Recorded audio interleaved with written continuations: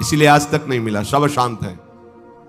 आपको तो जो जो चीजें चाहिए, जो वस्तुएं, धन संपत्ति, पद की आकांक्षा रखते हैं, तो आपको लगता है अगर ये मिल जाते तो मैं सुखी हो जाता।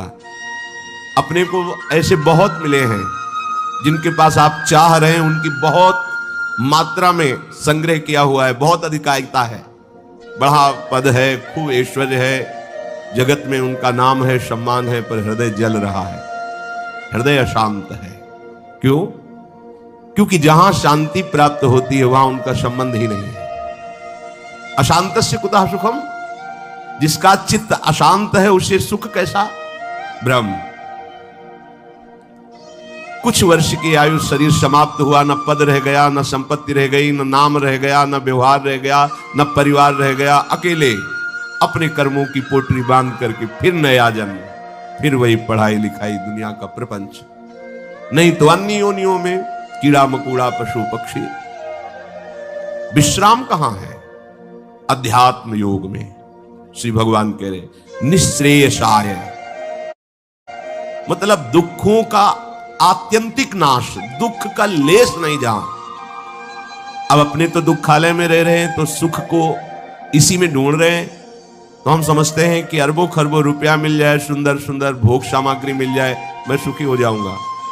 ऐसे अभी इसी भूमंडल पे हैं जिनको खुद पता नहीं कि मेरे पास कितनी धनराशि है, रोज नए नए भोग भोगते हैं, पर नींद नहीं आती, नींद की दवा लेना पड़ता है। मानसिकता बिगड़ी हुई है, विक्षिप्त है, हृदय जल रहा है, हर समय भयभीत है, कहीं ऐसा ना हो जाए, कहीं ऐसा। सुख विनिश्चितम बदामि तेन अन्यथा वचांस्य में, गोस्वामी जी कहते मैं सत्य कह रहा हूं, मेरी बात अन्यथा नहीं। जब तक तुम हरि भजन नहीं करोगे तब तक तुम्हें त्रिकाल में, त्रिभुवन में कहीं भी शांति नहीं। छूटवे के जतन विशेष बांधे जाएगो, वह विष भोजन जो सुधा सानी खाएगो। अगर अमृत भी खाएगा तो विष बन जाएगा। हरि विमुखता में तुझे कहीं शांति नहीं मिलेगी। अगर हरि के सन्मुख हो तो विष भी अमृत हो जाए। गरल सुधा रिपु करहि मिताई, गोपद सिंधु अनल शीतला। आग शीतल चंदन की तरह हो जाएगी। समुद्र जो अथाह अगाध है वो गाय के खुर के गड्ढे के समान हो जाएगा। विष अमृत बन जाएगा। दुश्मन सब मित्र बन जाएंगे यदि हरि की कृपा हो जाए तो ये हरि के चरणों का आश्रय ही आत्यंतिक सुख का स्वरूप है। ये कैसे प्राप्त होता है? तो श्री भगवान कहते हैं कि मन ही बंधन और मोक्ष का कारण है। ये जब किसी विषय का चिंतन करता है भोग भावना से, किसी व्यक्ति का चिंतन करता है राग या द्वेष से, तो ये बंधन का कारण बन जाता है। अगले जन्म की ये पूरी तैयारी करा देता है। नाना प्रकार के भ्रमात्मक दुख सुखों में फंसा देता है। और जब यही मन प्रभु का चिंतन करने लगता है, प्रभु के नाम का, प्रभु के रूप का, प्रभु की लीलाओं का, प्रभु के गुणों का, प्रभु के भक्तों का, तो यही मोक्ष का खुला हुआ द्वार हो जाता है।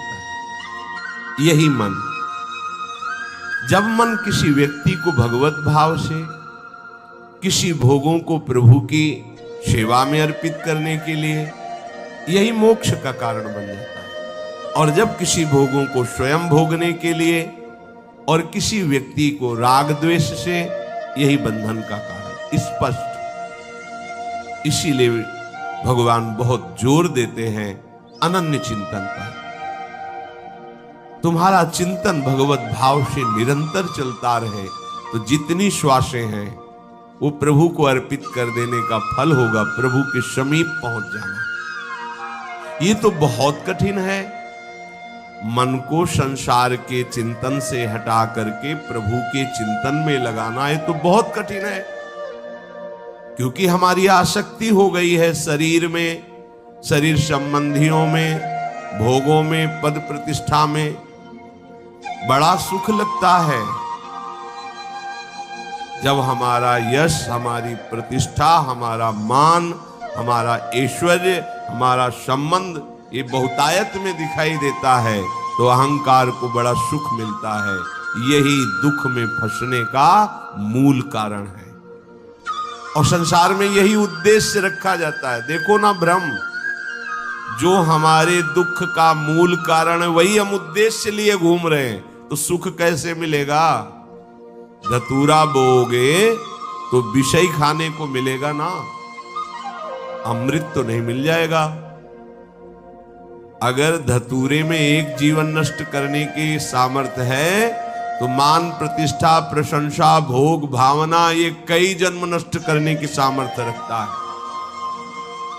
बुद्धि हमारी भ्रमित है, इसलिए हम समझ नहीं पा रहे। विष तो एक जन्म मारता है, विषय देखो ना, जब से सृष्टि हुई आज तक मार ही तो रहा है। मरते मरते थक गए, मरना नहीं मिटा, फिर मरना पड़ेगा। अरे अब तो ऐसा मरो कि अब जन्मना न पड़े, मृत्यु महोत्सव हो जाए। तो हे प्रभु, ये आसक्ति हमारी हो गई है शरीर में, शरीर संबंधियों में, भोगों में। तो जहां हमारी आसक्ति होती वहीं हमारा मन चित्त चिंतन करता है। और आप कह रहे हैं कि अगर मन चिंतन करे निरंतर प्रभु का तो मुक्त है, जीवन मुक्त है। अभी कैसे हो सकता है ऐसा? तो श्री भगवान ने कहा, प्रसंगमजरम पाशमात्मनः कवयो विदुः स एव साधु सुकृतो मोक्ष द्वारमपावृतम्। खुला हुआ मोक्ष का द्वार खुल गया। क्या?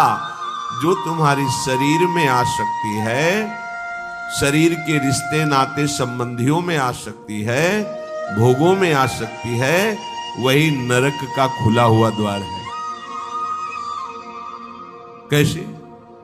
त्रिविधम नरकस्येदम द्वारम नाशन मात्मनः कामः क्रोधा तथा लोभा तस्मादेत्रयम् त्यजेत। जब तुम शरीर भाव से होते हो तभी तुम्हें काम वेदना सताती है। काम में बाधा पड़ने पर क्रोध का जागरण होता है, क्रोध ही नाश का स्वरूप बन जाता है। क्रोध हमारी स्मृति का नाश करता है, स्मृति से बुद्धि नष्ट हो जाती, बुद्धि नाश ही सर्वनाश हो जाता है। काम, क्रोध और लोभ ये नरक के खुले हुए द्वार है। अगर यही आसक्ति प्रभु के प्रेमी महात्मा के चरणों में हो जाए तो कह रहे हैं मोक्ष द्वारम अपावृतम, खुल गया मोक्ष का द्वार। अब बस केवल प्रवेश करना है, अर्थात उनकी आज्ञा का पालन करना है।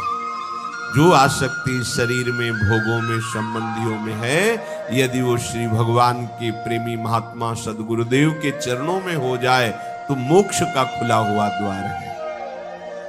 अजात शत्रुवः, अगर एक भी व्यक्ति के प्रति शत्रु भाव रहेगा तो यहां लौट के आना पड़ेगा। एक भी व्यक्ति से आसक्ति हो गई तो लौट के आना पड़ेगा।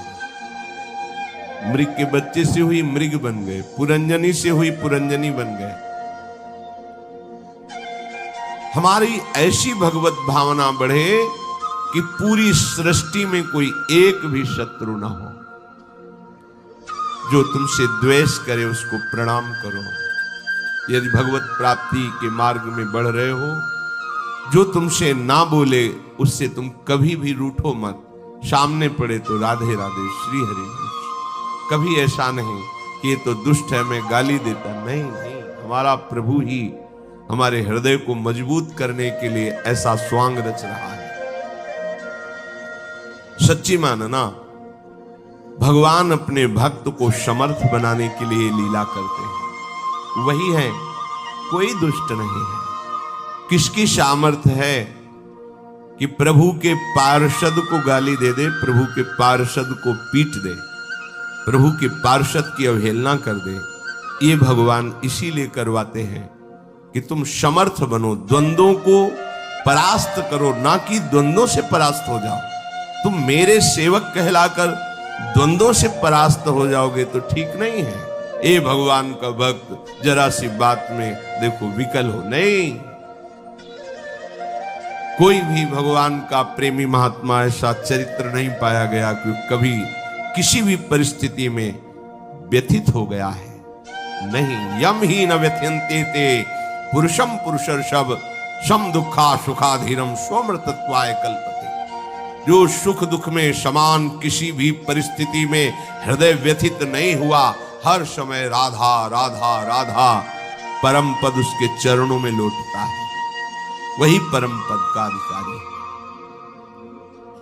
अजात शत्रवः, तुम्हारा कोई एक भी शत्रु नहीं होना चाहिए, क्योंकि भगवान कहते संतों का एक भी शत्रु नहीं होता।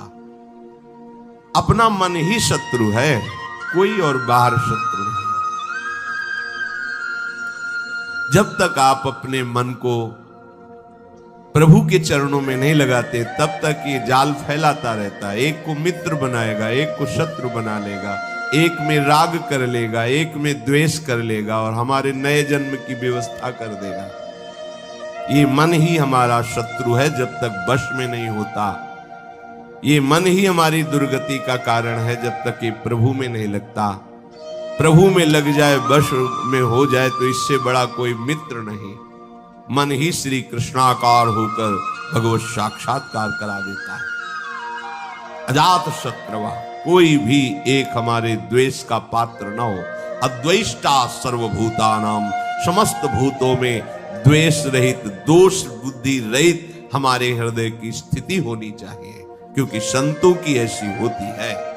शांताहा, किसी भी परिस्थिति में कोई तुम्हें अशांत न कर पावे, ना अंदर की वृत्ति ना बाहर का व्यक्ति। ऐसी शांति तभी मिलेगी जब चित्त प्रियाजू के चरणों के चिंतन में होगा, उनके नाम के चिंतन में होगा, क्योंकि भगवत प्रेमी महात्मा शांत रहते हैं। शांताहा साधवा साधुभूषण, आप राग द्वेष में विचरेंगे, निंदा स्तुति करेंगे, मान अपमान में सुखी दुखी होंगे, तो अनन्य भक्ति कब धारण करेंगे? अपने को केवल लक्ष्य पर दृष्टि रखनी है। वही सच्चा निशानेबाज है जो केवल लक्ष्य पर दृष्टि रखता है। द्रोणाचार्य जी ने कौरवों पांडवों को धनुर्विद्या की शिक्षा दी। परीक्षा के लिए एक वृक्ष में चिड़िया टांगी और कहा इसकी आंख पर निशाना दे रहा है। बोले वृक्ष, डाल, चिड़िया, बोले रख दो धनुष। सब युधिष्ठिर जी से भी पूछा तो उन्होंने कहा चिड़िया दिखाई दे रही है, फिर आंख दिखाई, रख दो। अर्जुन से कहा क्या दिखाई दे रहा है? बोले गुरुदेव केवल आंख। बोले वेद दे, बस लक्ष्य दिखाई देना चाहिए, तो कुछ भी आपको, कोई भी आपको, कहीं भी आपको परास्त नहीं कर सकता। लक्ष्य श्यामा श्याम, श्यामा श्याम का स्मरण कोई परास्त नहीं कर सकता। लक्ष्य रहित होकर घूमोगे तो सब तुम्हें व्यथित कर देंगे। काम, क्रोध, लोभ, मोह, मद, मत्सर, ये सब हृदय में ही ये प्रहार करते हैं। बाहर का प्रहार तो कोई भी सह सकता है, लेकिन हृदय के प्रहार को बड़े बड़े वीर नहीं सह पाते। साधक हृदय के प्रहार को सहता है, इसलिए उससे बड़ा कोई वीर नहीं होता। सबसे बड़ा सुभट साधु होता है जो काम क्रोध आदि के वार को हंसते हुए सहकर भगवान की तरफ बढ़ता है। जो विश्व में विश्व विजेता धनुर्विद्या के प्रकांड ज्ञानी, युद्ध क्षेत्र में सदैव विजय प्राप्त करने वाले रहे, वो भी घुटने टेक दिए काम क्रोध के आगे। लेकिन साधु अहंकार रहित होकर पूरे जीवन इनसे युद्ध करता हुआ आगे बढ़ जाता है। इसीलिए सा जयति जयति जग उच्चरे, पूरा संसार ब्रह्मा जी तक उसे नमस्कार करते हैं। ये विजय तभी हो सकती जब लक्ष्य चिंतन में रहे। श्यामा श्याम मयि अनन्येन भावेन भक्तिम कुर्वन्ति दृढ़ाम, अनन्य भाव अपने प्यारी जू के चरणों में। दृढ़ाम, कोई भी परिस्थिति या कोई भी प्रलोभन हमें हमारी श्री जी से हटा ना सके, इसे दृढ़ाम कहते हैं। दृढ़, प्राण ही तो जाएंगे, बहुत बार गए हैं, बहुत बार मरा हूं, अब एक बार श्री जी के लिए प्राण समर्पित करता हूं। चाहे जितना भयानक कष्ट दिया जाए, अपनी प्यारी जो से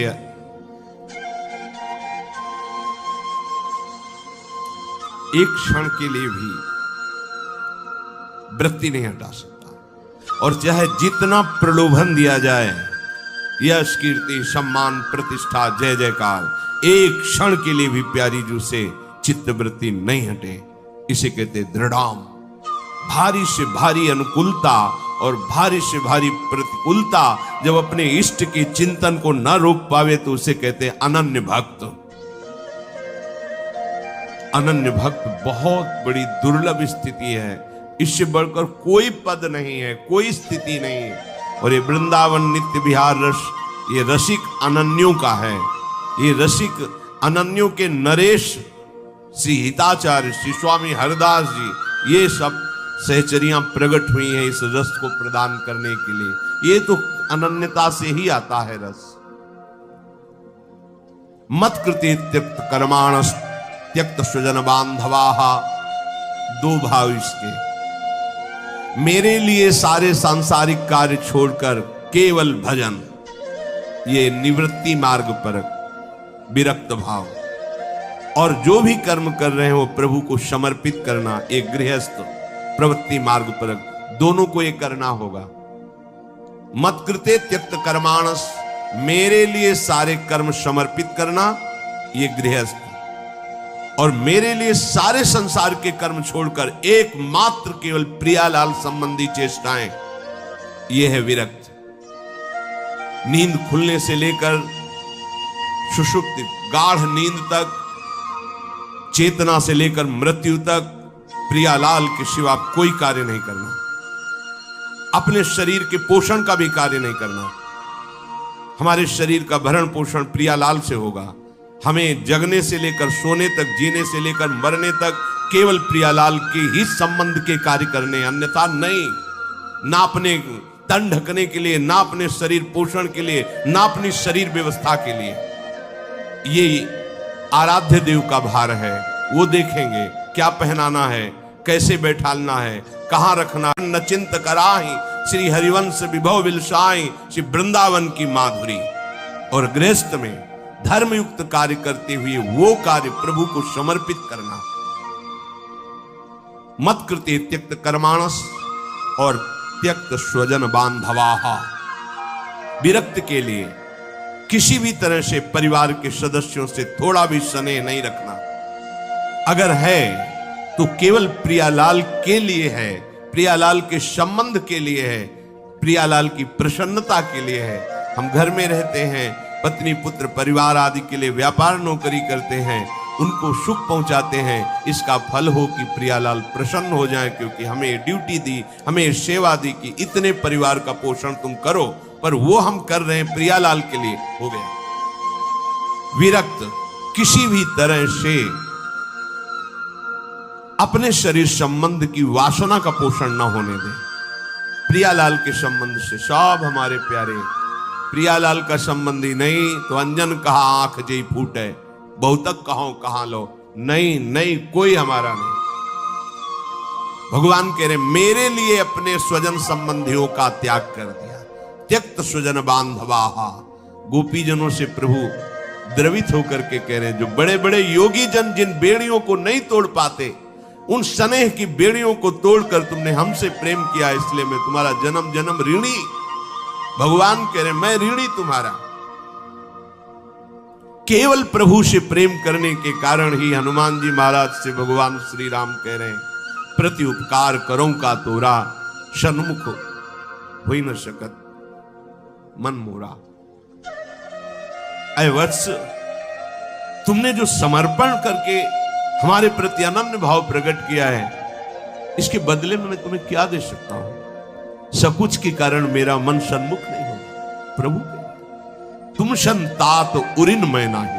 ओहो, अखिल लोकों का दाता बोल रहा है, तुम संतात उरिन। ये अनन्य भक्त के लिए शब्द है, दूसरों के लिए नहीं। भगवान जब अहेतु की कृपा करते हैं तब ऐसी भक्ति जागृत होती है। भक्तों के संग के प्रभाव। त्यक्त स्वजन बांधवाहा, ये न तुम्हारे थे न है न रहेंगे।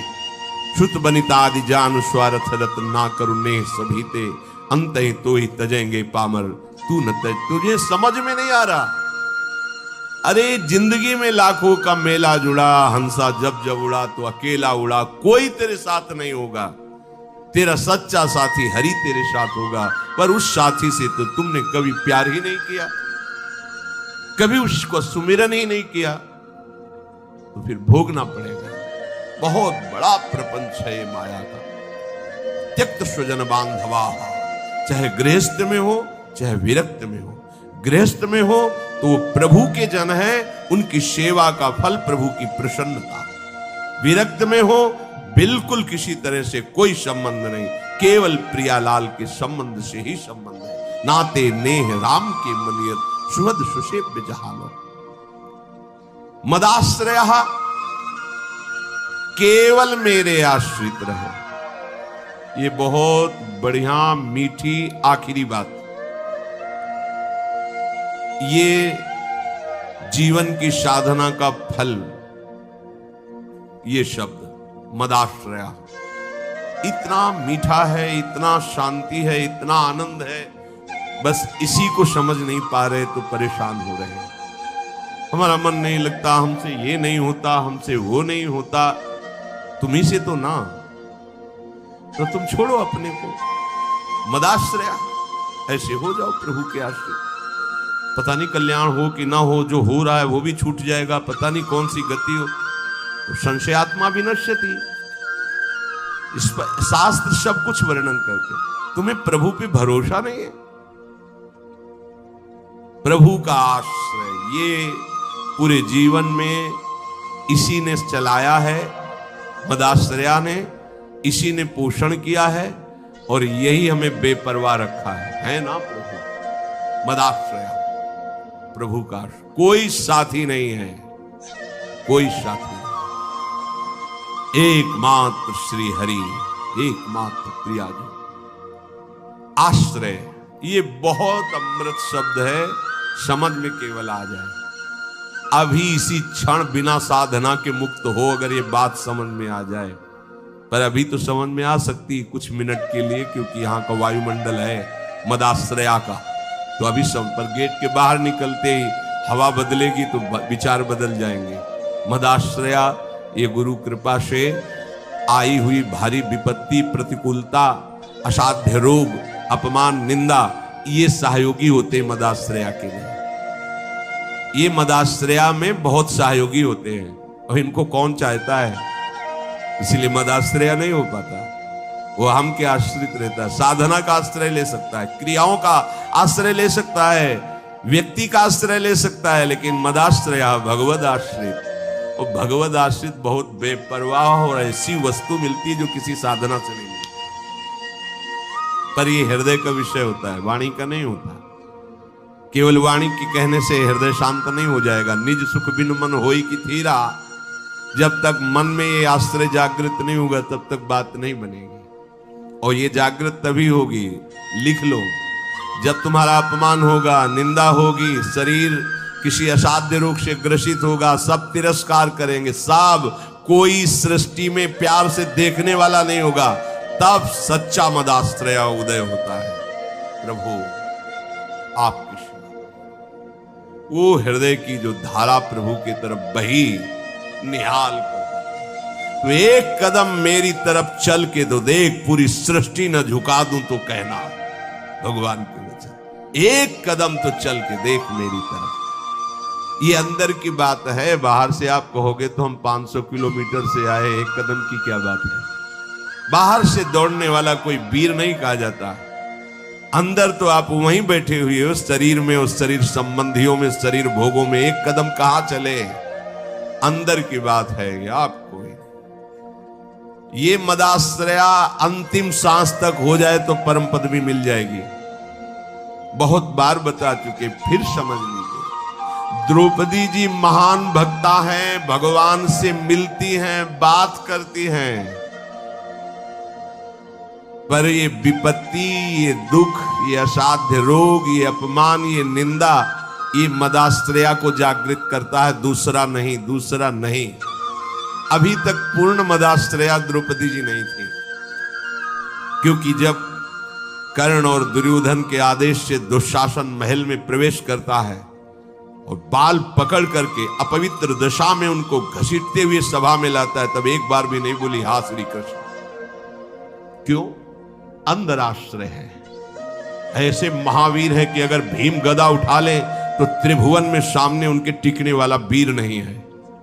अर्जुन अगर गांडीव चढ़ा ले तो किसी को भी ललकार सकते हैं, भगवत शक्ति से संपन्न है।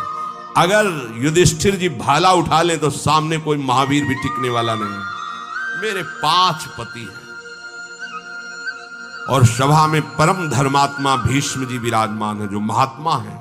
क्या उनके होते हुए ऐसा हो सकता है? द्रोणाचार्य जी हैं, कृपाचार्य जी हैं, बड़े बड़े वीर बैठे। एक बार भी नहीं है कि मेरे श्री कृष्ण हैं। पढ़ के देख लो, व्यास भगवान द्वारा रचित महाभारत, उसका स्वाध्याय किया है पूर्व में। एक बार भी नहीं आया कि मेरा परम प्यारा मित्र श्री कृष्ण है ना, वो बचा लेगा। अगर ऐसा आता तो दुशासन केस में हाथ ही नहीं रख सकता था। विश्वास कीजिए, महल में ही केस नहीं पकड़ सकता था द्रौपदी के। गई सभा में बड़ा उपहास कर रहा है कर्ण और दुर्योधन, गंदे शब्दों से बोल रहा है। नहीं बोलना चाहिए। ऐसी धर्मात्माओं की सभा में ऐसी महान देवी को ऐसे शब्द नहीं बोलने चाहिए। बड़े अपवित्र शब्द बोले।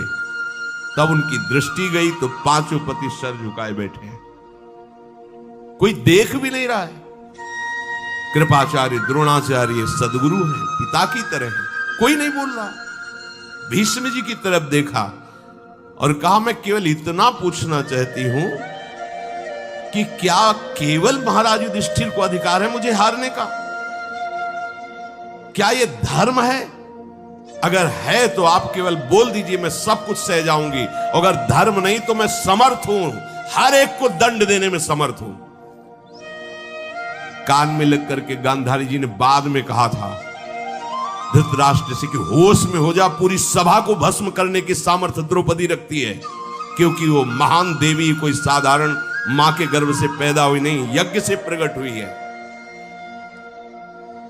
कहां कोई बात सुनने वाला? खींच रहा है दुशासन, 10,000 हाथियों का बल रखता है। द्रौपदी जी हाथ से पकड़े हुए थक गए। सोचा अभी मदाश्रया नहीं जागृत हुआ, एक बार भी कृष्ण याद नहीं आए, दांत से पकड़ लिया। अब लगा कि अब की बार के झटके में दांत से भी छूट जाएगा, स्वयं छोड़ दिया और कहा, हे द्वारिका। सेकंड नहीं लगा, भगवान का वस्त्रावतार, मदाश्रया सीधे भगवत प्राप्ति। कोई भी कहीं भी कैसे, मदाश्रया के लिए शर्त नहीं है कि आप किस जन्म, किस कुल में, किस क्या कुछ, कहीं भी हो, कोई भी हो, कैसे भी हो, भगवत प्राप्ति के लिए सिद्ध बात है भगवान का आश्रय। अब जीव आश्रय लेना भी नहीं जानता, इसीलिए सत्संग भगवान देते हैं, साधु महात्माओं का संग देते हैं, जिससे तुम्हारी बुद्धि पवित्र हो और तुम भगवान का आश्रय लो। जो संत जन होते हैं वो मदाश्रया, भगवदाश्रय, ऐसे चमत्कार जीवन में प्रकट होते हैं जो भगवदाश्रित, तपस्या और साधन, ये सब एक तरफ, ये बीच में ऐसे रकील खींचिए, एक तरफ मदाश्रया और एक तरफ जिस क्षण आश्रय लिया उसी क्षण से आपकी समानता करने वाला कोई नहीं रह गया। बार बार समझाने के लिए कहते हैं, जैसे बाली वैसे ही सुग्रीव, इतना भी अंतर नहीं, ना आचरण में ना बल में, किसी भी तरह समान भाई थे लोग। और रूप भी बाली और सुग्रीव को खड़ा कर दे तो भगवान भी पहचानने में, तभी माला पहनाया था भगवान, एकदम एक रूप, एक बल, एक स्वभाव, एक गुण, दोनों ऐसे भाई थे। जब भगवान ने बाण मारा, सामने देखा कोटि कंदर्प दमनी मर्यादा पुरुषोत्तम भगवान गंभीर मुद्रा। तो हृदय में तो महान प्रीति है, बड़ा प्रसन्न है कि वैसे तो मैं इस लायक ही नहीं था, जो योगियों के ध्यान में नहीं आते हमारे सामने खड़े हैं, और थोड़ा इनसे बात भी तो कर ले। तो कहा प्रभु सुन रखा है कि आप समदर्शी हो, फिर पर आज आपकी समदर्शिता दिखाई नहीं दे रही, पक्षपात दिखाई दे रहा। मेरा भाई है, पता नहीं आप जानते हैं पूर्ण रूप से कि नहीं, पर मैं जानता हूं क्योंकि साथ ही खेला हूं। मेरे आचरणों से उसके कम आचरण नहीं है, जैसा मैं वैसे ही मेरा भाई मैं जानता हूं। पर ये क्या, एक का पक्षपात लेके छुप के हमारी छाती में बाण मारा, मैं बैरी सुग्रीव प्यारा। क्या कारण, एक शब्द यही भगवान का था, ऐ देहाभिमान